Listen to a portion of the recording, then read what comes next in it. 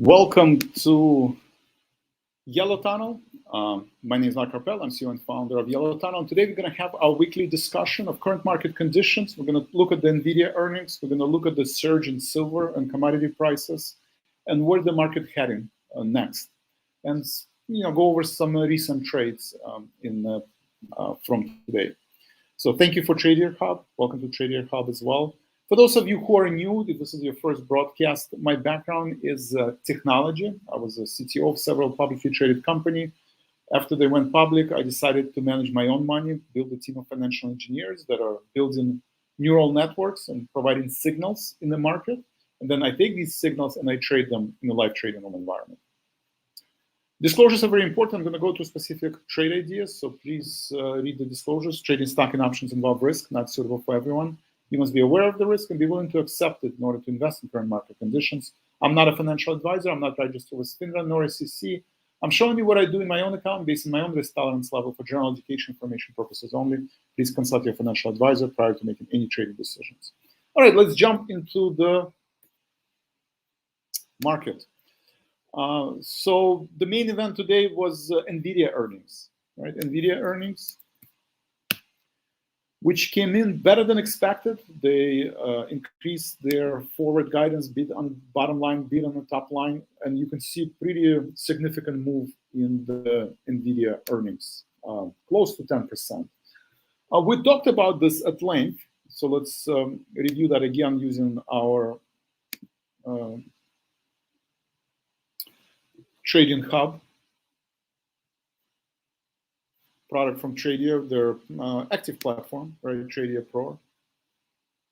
So this is an opportunity to kind of see an example where even though the stock is trading at $1,000, and a lot of people cannot afford to buy, even one share or let alone one contract of Tradier, we did structure a trade where you can risk, $200, $300 and have this outsized return, right? So usually you want to look at in terms of trading, there's two approaches, right? You can find a strategy where you have very large return on capital, but smaller probability of success, right? Trading is about probabilities.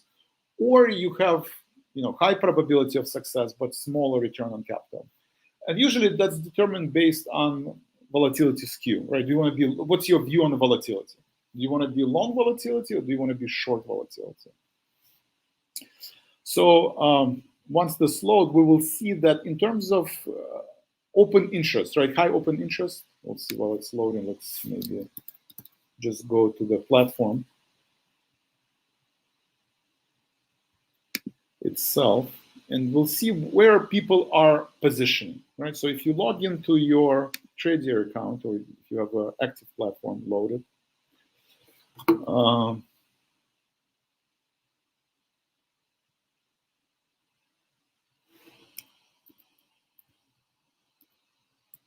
so I'm running an option chain for front months, for the actually for the front week, the weekly expiration, and looking at supply and demand, right? Supply and demand for where people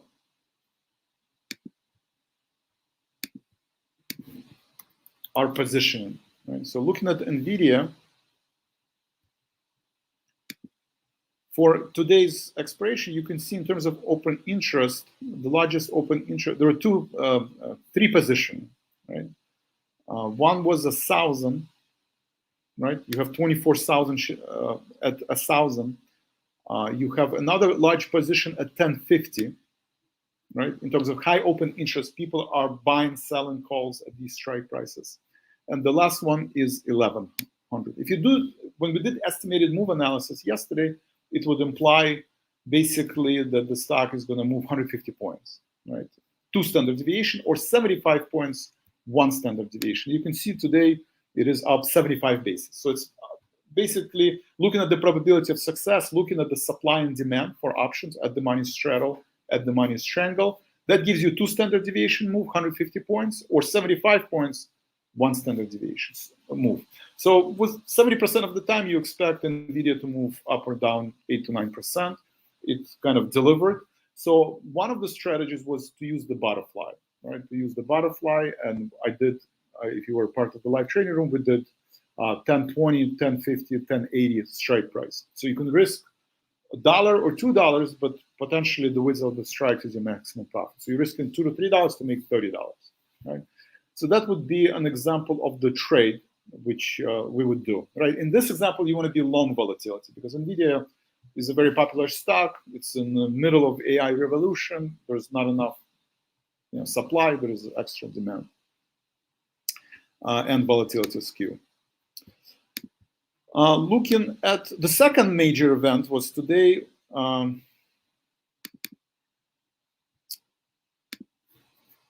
Macroeconomic data. So earnings season for the most part is done, right? NVIDIA was the last major Magnificent Seven company that announced earnings. There's still earnings going on, but nothing that can move the market. So the second driver in the market is macroeconomic data. It started with the Fed meeting minutes yesterday, basically saying higher for longer potentially, right? There's some people, some members of the committee actually still think that it could be a rate hike. All depends on the data, and it's more of a tail event, right? Most likely, the core scenario that there will be, either 1 or 2 rate cuts or no rate cuts this year, and that's kind of the debate that's going on. Majority of the people either think it's 1 or 2 rate cuts or no rate cuts. So today, when manufacturing data and services PMI data came in, when it was hotter than expected, kind of reignites this conversation, reignites this debate about when the Fed is able to lower interest rates. Obviously, when services PMI comes in much better than expected, that means that the interest rates probably will have to stay higher for longer. Higher for longer, and you can see as soon as the announcement came at 8:45, you have a large spike in the volatility in the bond market, and we are back to 4.5. Right, we've talked about 4.5%, which is was a key support where we traded most, second half of April above that level, and now May we spent the entire first half of May below that level. So 450 is your line in the sand. I think as long as we're below 450, bulls are still in control, but you can see a lot of pressure. QQQ is rolling over, is down 1%. You have value stocks pulling back 1.5%. So the debate is ongoing, right? The debate is ongoing, and you do have, in case of value stock, double top, pulling back to the 50-day moving average. I still think that this is a bullish bull market, right? If you look at the stock forecast toolbox, and you zoom out to 6 months, you can actually see that we're still in strong uptrend. Support is at 500. Overhead resistance is at 533. So can we reach 500? Model basically predicted for the months of May. Can we retrace to 500? I mean, probably unlikely, right? I would look at the positioning, right? I would look at the positioning data if it ever loads. Let's see. But this morning, I did look at the dealer positioning using the tool again, where their high open interest was. And people are well positioned in the 50-day moving average. So 510, 512, a lot less than they were in May and April, maybe half of the contracts, but still relatively large positioning around 50-day moving average. So with today's reversal, can we get to the 50-day moving average? We'll see. First of all, it's, we did have a breakout. 525 is a key important level. Using 0 days till expiration, it looks like 525 should hold. Let's look at stock forecast toolbox today.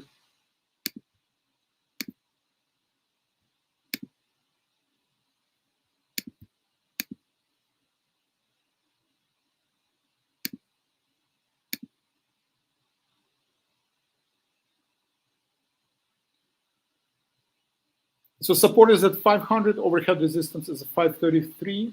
That's for 6 months prediction. For today, model does see support is at 528, right? Potentially reaching 529 level. We are at 525, so this is important support level, right? That's the breakout level. So if we do break below, if we do drop below this level, then the next level will be 50-day moving average. At this point, I don't anticipate the market to drop below 50-day moving average. So I would just look at the macroeconomic data. Next event is consumer sentiment. I don't think that can move the market. And Monday is the holiday. Maybe people, they just taking some profits going into the long weekend. And then next week, beige book, also kind of a good leading indicator in terms of state of economy. And that's about it. So, and PC index. So we do have PC index on May 31st. Probably will come in kind of, again, within the line of within expectation. Because PPI data was slightly higher, CPI data was slightly lower. I assume PC is going to come in within the expectation. So that's my view on the market, right? High yield did drop below 50-day moving average. I would pay attention. I would keep an eye on that. Bitcoin also reversed down 4%. And we have a pullback in Google, mega cap technologies, silver, metals and miners are pulling back. Silver is under pressure. Gold miners are under pressure.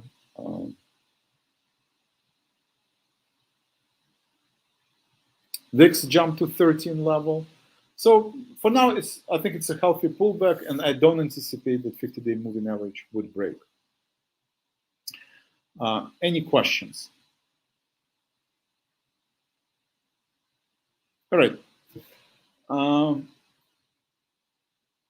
Let me just quickly look at the questions. Bob, welcome back. NVIDIA strangle. Nice, Cecil. Good trade on a strangle. Should be profitable.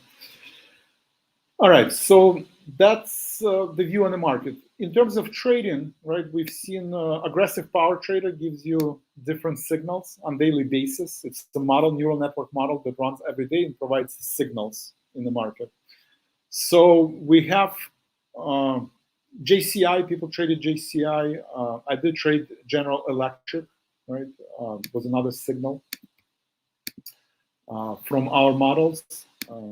Actually was able to close. General Electric did significantly move after I put on the trade, right? So just to recap from today, was able to buy General Electric at 162.92 based on our short-term and long-term signals. Exit out at 164.5, 165.90. Did close the Macy's. This is an example of Macy's trade where I sell iron condor, right? So if you look at the image, profit loss for butterfly,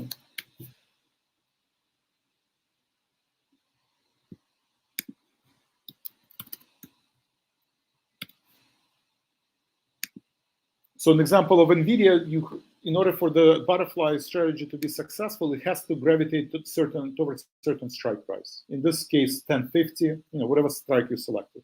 And the wider you make the range of the butterfly, the distance between the strike prices, the more likely the trade will be successful, but you have to pay more debit, right? So in this example, we suggested from large open interest was at 1,000. So ideally you want to do 1,000, 1050. Right, this is 2 calls, right? So we did 2 calls on 1050, one at 1,000, and one is at 1,100. Right, so this is an example of a butterfly. As long as it stays within the strike prices of your long strike prices plus the premium that you're paying, then you're making profit. If it doesn't get to the 1,000 level plus the debit that you paid, or to 1,100 minus the debit that you paid, then this would be a losing trade. But it allows you to be long the volatility and participate in the trade, right? Participate in the trade and risk less, and have this asymmetrical return where you can invest $1 and make $2, $3, $4. Profit loss image for iron condor is where you want to be short the volatility, right? The idea that you're not going to move 2 standard deviation.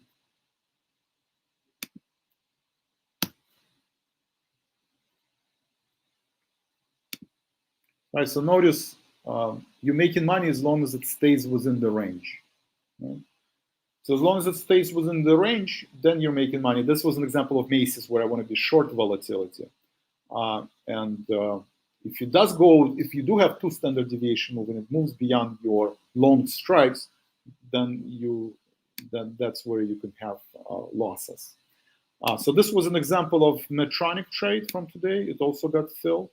I was able to sell credit put spread, right? 80.77 put spread from today. So you have a put spread, 80.77 put spread. Right, that's one bracket, and then the other one is 77.80 put. So you sell premium on the put side, you sell premium on the call side, with the idea that sorry, this is the call spread, 99.2, with the idea that this trade will trade in the range. Right? So this is an example of Medtronic, General Electric, Macy's. I did close Regional Financial yesterday and still long Wells Fargo. Any questions on the positions?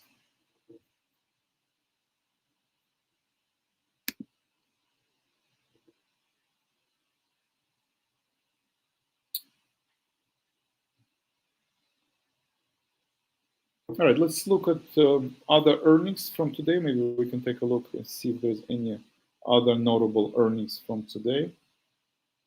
So let's take a look at the exact earnings that come.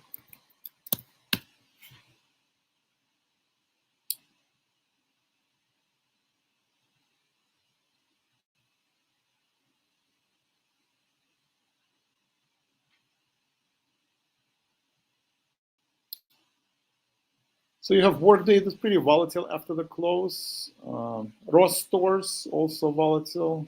You have Intuit, not a lot of liquidity. These are not most liquid names. And you can see earnings season is winding down. There's really no notable earnings like NVIDIA after the close or tomorrow morning.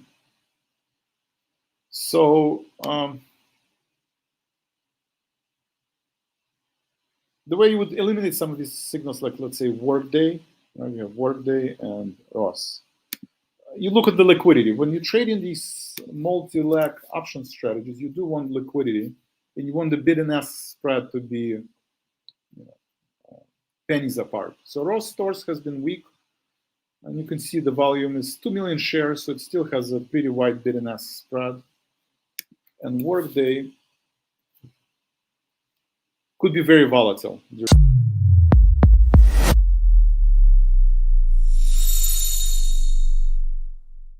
All opinions expressed by Tradier Hub contributors are solely the contributors' opinions and do not reflect the opinions of Tradier nor its affiliates and/or subsidiaries. You should not treat any opinion expressed by Hub contributors as a specific inducement to make a particular investment or to follow a particular strategy, but only as an expression of their opinion. The contributors' opinions are based on their own personal research, but neither Tradier nor its affiliates and/or subsidiaries warrants its completeness or accuracy, and it should not be relied upon as such. Any trades or positions discussed or referred to by contributors may or may not be actual live trades or positions. Such information is not intended to be financial or investment advice. Tradier Inc. is the parent company of Tradier Brokerage Inc. Tradier Brokerage Inc. and Tradier Inc. are separate entities with their own products and services. Securities products and services are offered through Tradier Brokerage Inc. Tradier Brokerage Inc. is an independent subsidiary of Tradier Inc., all rights reserved, member FINRA SIPC.